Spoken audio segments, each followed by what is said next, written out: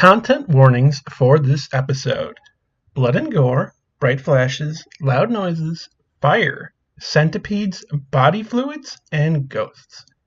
Please be aware. And now on to the episode.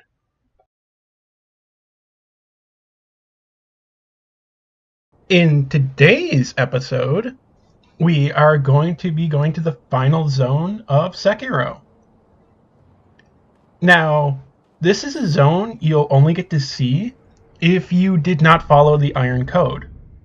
If you sided with Owl, this entire zone you don't get to see it. You never go to it. Because you have no reason to do the incense quest anymore. You're not trying to sever immortality. This is where it's done. This is where you go and use the incense. You have already coated yourself in it, so you have the Fountainhead aroma. This area is full of flowers. It's also full of dead slugs on the ground. This is where you got the shelter stone. Now, these are a sort of, I saw it listed under doll. Seemingly that's what these are. These are like strips of paper with writing on them that are hung. They might also just be other forms of Shinto talismans. This area is very Shinto. Up to this point, Sekiro has been very Buddhist. And I would say most around the land of Ashina is very Buddhist. You see all sorts of different things that are elements of Shinto, like the Torii gates. And they're often mixed together. So it's usually not Shinto or Buddhism. It's both. Shugendo, similarly. This is a place of marriage. Now, a small little thing about marriage in Japan is there is a sort of tradition of women giving up their childhood dolls when they marry and become women. Let's get married.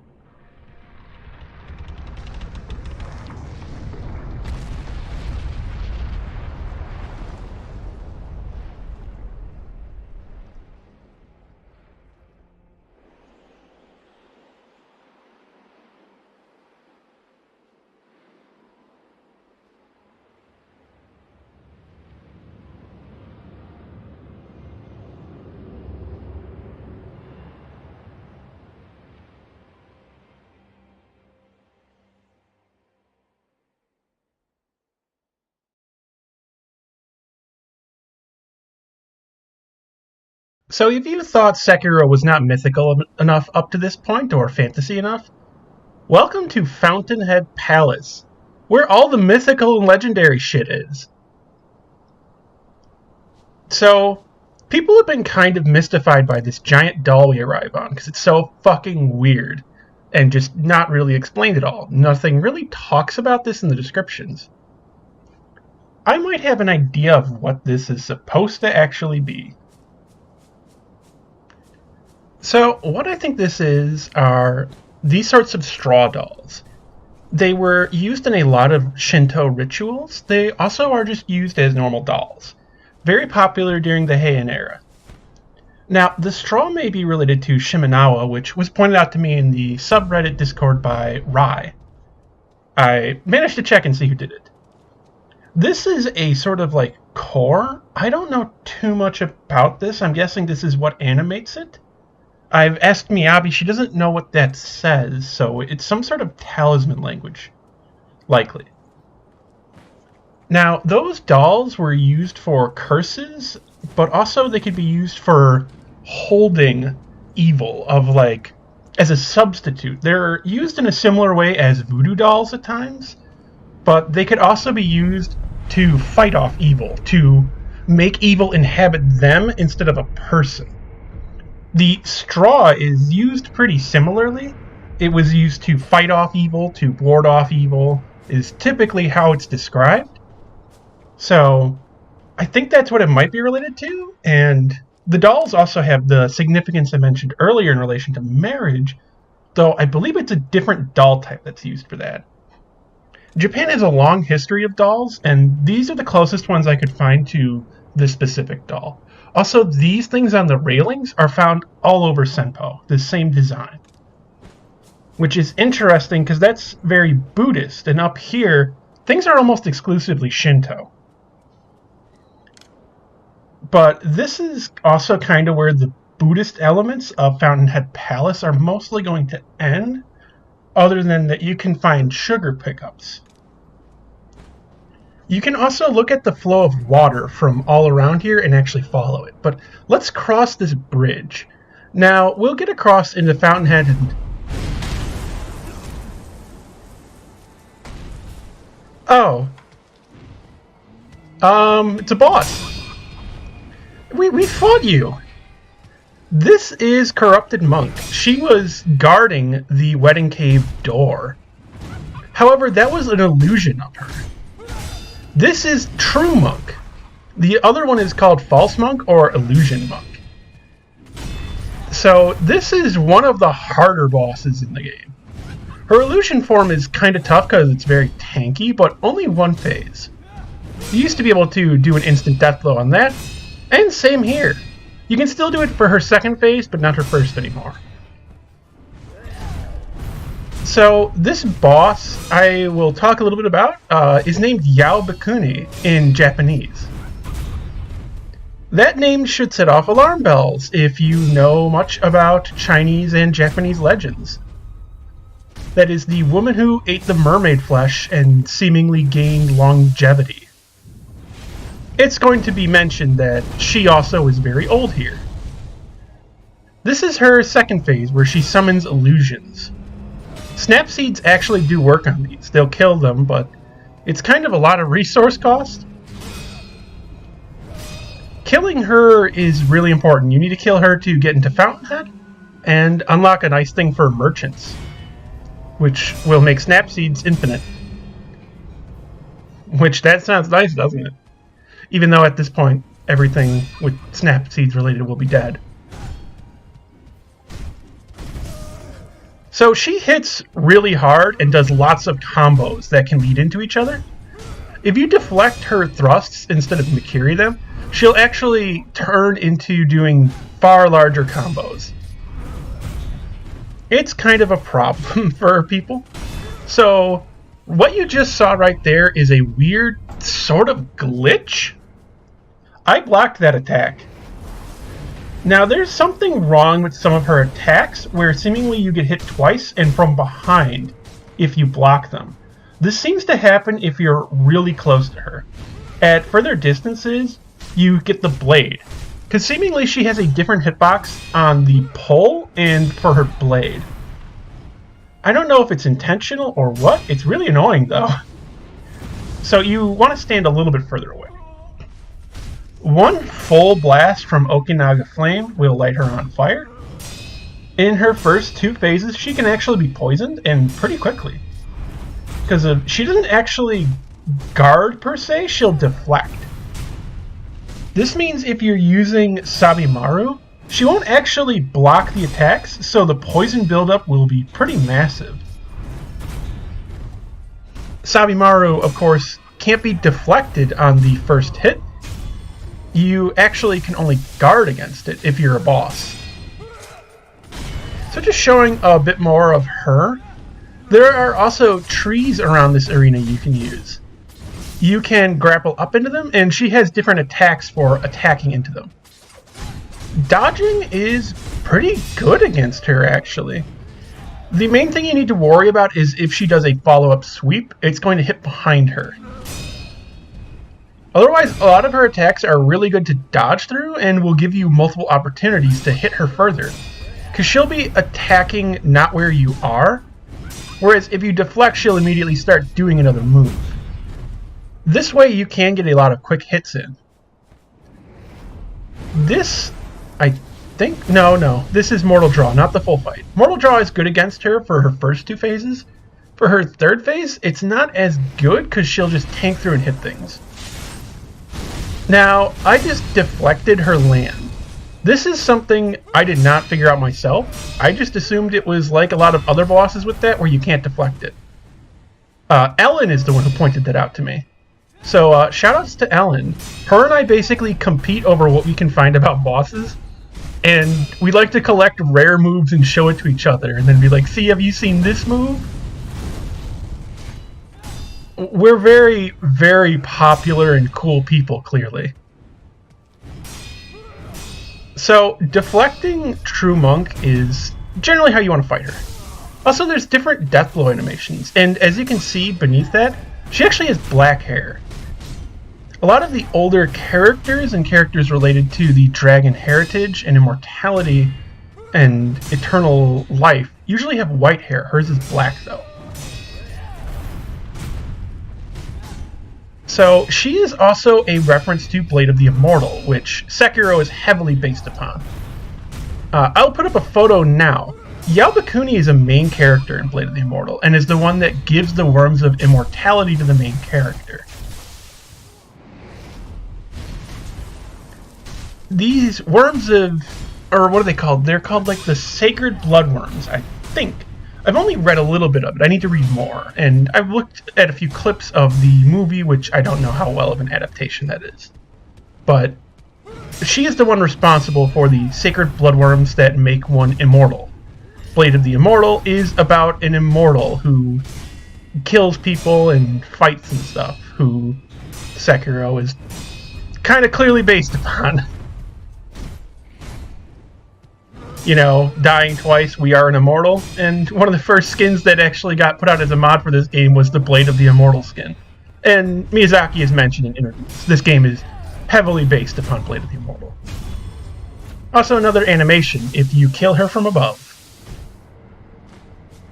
Now to talk with the story of Yao Bikuni more, here is a Ningyo, a sort of typical appearance. They were considered quite hideous looking. They're not quite like Western mermaids. This is, again, a pretty common understanding. There are the mummified remains that are seemingly of some sort of ape or monkey or human or fetus that has been combined with a fish that people use to try and show that they exist. There is a famous story, as I've been told, it is about Yao Bikuni, who this is. Or at least this is who she is named after. So, in the story, there was a group of people that went to eat at a house of, I believe it was a fisherman. And someone went into the kitchen, oh yeah, right here, just to show you can use firecracker and ash to kind of stun lock her. But in the story, they saw in the kitchen that the fish being served was part human and told everyone, hey, don't eat that. One person kind of forgot, and their daughter was being very demanding for a gift, so he gave her his fish. And she ate it before he remembered, oh yeah, that's a really bad thing. Nothing seemed to happen to her. She seemed very normal, but eventually she stopped aging. And everyone around her just kind of kept dying. She became a nun and became basically a priestess, and that is what this character is dressed quite like, except with a Hanya mask. Eventually, Yaobikuni did die. I think the common age given is 800 years old, is when she finally died. Now, this is just a good time to talk about this because we're fighting her. And also, this is her illusion phase. During it, if you get up on that tree, you can see where she really is and get a stealth death blow. This is actually intended. There was a phase 1 death blow you could do like that, but it got patched out. This one didn't because it's actually intentional. It's a way to counter the fight and to prevent her illusions. Now, I showed earlier, you can stand off the side of the bridge over there, and the illusions have a hard time reaching you and can't spawn on top of you. As I showed, you can use snap seeds to get rid of them. You can hit them, they are targetable, and you can deflect and block them. Honestly, if you just sit over there and hold block, they can't really hurt you.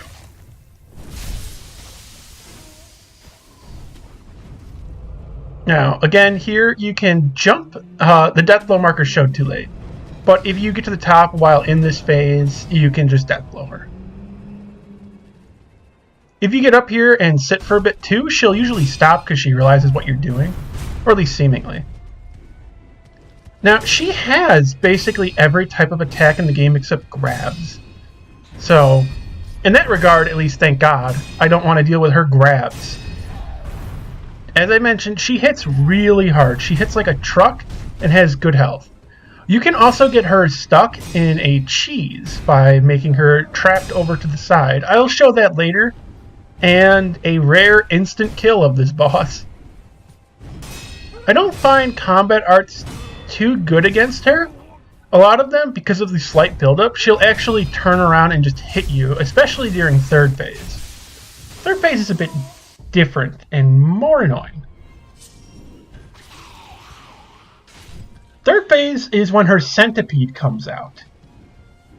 Now, if you look at her hands during this phase, they're actually a bit different. Her fingers and joints are now far more curled up and warped. She, of course, has the Centipede coming out of her head.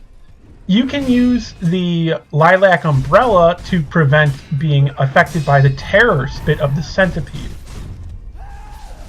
Or I guess not the Centipede, it comes out of her arm, that's right. Very strange.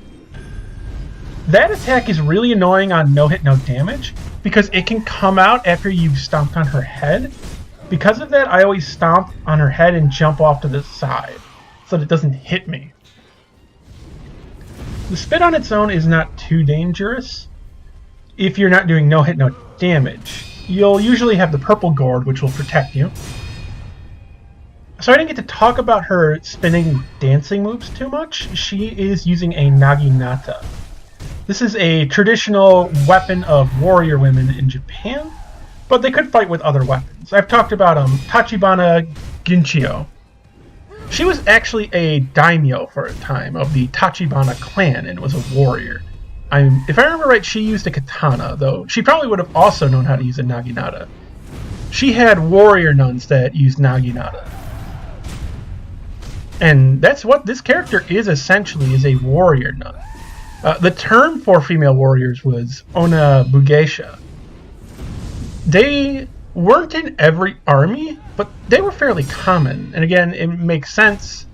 Why would you have people not know how to fight? Especially in such desperate times where everyone is using every weapon available. And in Sekiro, that's very much the lore. Especially of Ishin, who wanted to use every tool at his availability. Now, the Centipede here is similar to the one with Guardian Ape. I'll take a look at it later, but it on the back is not cut, but it has like a sort of spinal cord attachment point, or umbilical cord attachment point, I'm not sure. In this phase, she has a very quick attack she can do from neutral position. That overhead will just come down and slam you so hard. If you're a little bit away, she'll also do this sweep right here, which is really fast and hard to react to. There's the jumping overhead attack coming towards. Now, as you can see, the Mortal Draw does good damage. It's just, you're going to get hit a lot while doing it. Okinaga Flame is still good on this phase. I would recommend using oil. It doesn't seem to always light her on fire with a full blast.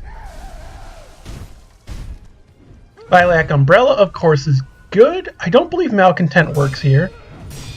Divine Confetti is a nice buff. So are any of the sugars. They'll help. Yasha is a bit risky, though, because of how heavily she hits. You'll probably die from anything you get hit by if you're using Yasha, other than the spit. Her combos are always really great for building up posture on her. Honestly, that's kind of my favorite thing, is her really quick combos. It's a really fun aspect of the fight. These swings right here specifically I love. And it's easier to deflect her wind-up attacks if you're a little bit further away and are deflecting the blade. Now, some might be a little bit confused sometimes by the headdress, the sort of habit-looking thing, because that's typically associated with Christianity. But that's just, in general, common in a lot of religions, is headwear for women that is supposed to be, what is the term? Not moderate, modest. It's supposed to be a bit modest and humble. This is, again, common in Buddhism, and this is not exclusive to the women. A lot of the men wear this, too.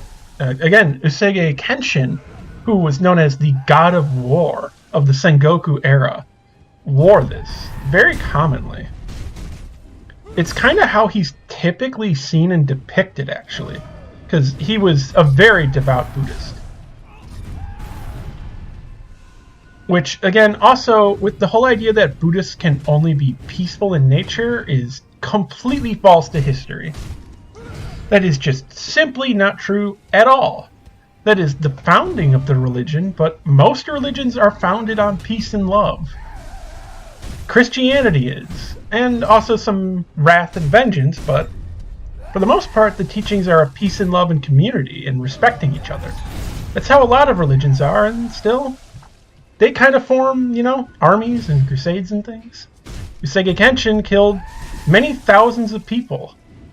And he was honestly a bit more righteous about it in ways, because he was defending clans that were smaller, though doing so gave him other benefits and bonuses and gave him allies, so whether it was altruistic, actually, that's something completely different to consider. Imagawa Yoshimoto, again, he was a very devout Buddhist. Also really big into crucifying children. So, for how that goes. Now, this is the area to cheese. Don't get hit off, because the shield deals so much damage, the fall will kill you, and then you can't revive. Now, this is sped up footage. So, what I've been doing is getting her posture really high with her at 0 health so it won't regen fast enough, because she has very fast regen. And I'm deflecting her while in the tree. I wanted to see if posture breaking her while in the tree would teleport her up here or teleport me down there to Deathblow, but neither happened, sadly. Still a fun little test. Now, as you can guess via the Centipede and the story of Yao Bikuni and the Ningyo, or Ningyo or Ninjo, she's an immortal. This character is very old. We'll get to see in her item descriptions too, and the item description for her remnant specifically was a thing I was talking about. We haven't got to see it yet because we haven't beaten her, but it explicitly says her name is Yao Bikuni in Japanese. In English, it just says she's called Yao. I have no idea why they decided to change that. It's not a commonly known story, but it would at least allow people to understand who know more of Japanese history, and it would also allow people to, like, Google it.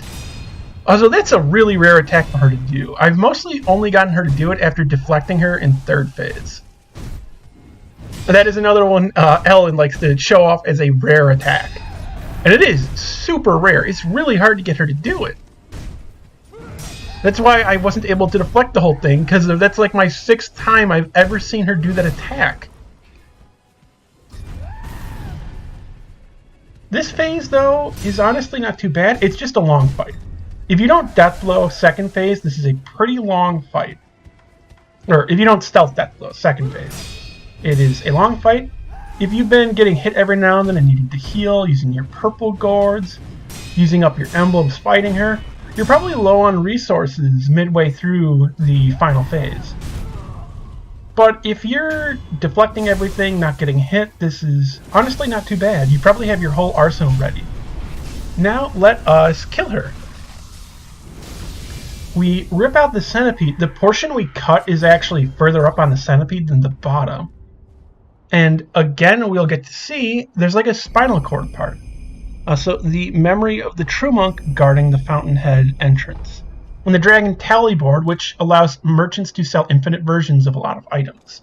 Like divine confetti. We now have infinite divine confetti, yay! So here is the centipede.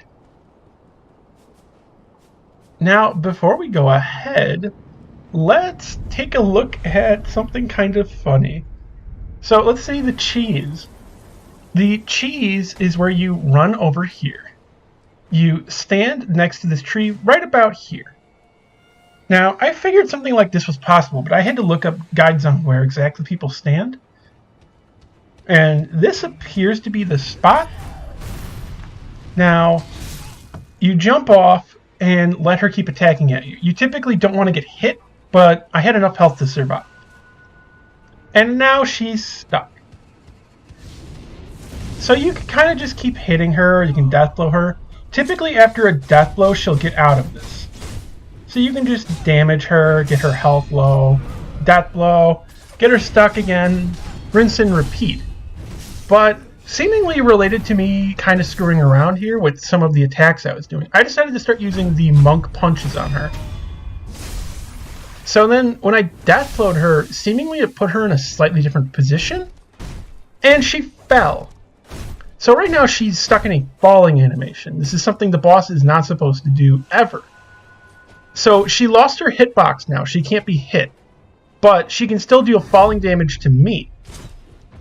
She hit the ground, did her animation, went neutral, and died. Immortality severed. She dropped all her loot. That was a kill. She's permanently dead. But that's that for now. I will be seeing you next time when we explore Fountainhead Palace. Bye-bye.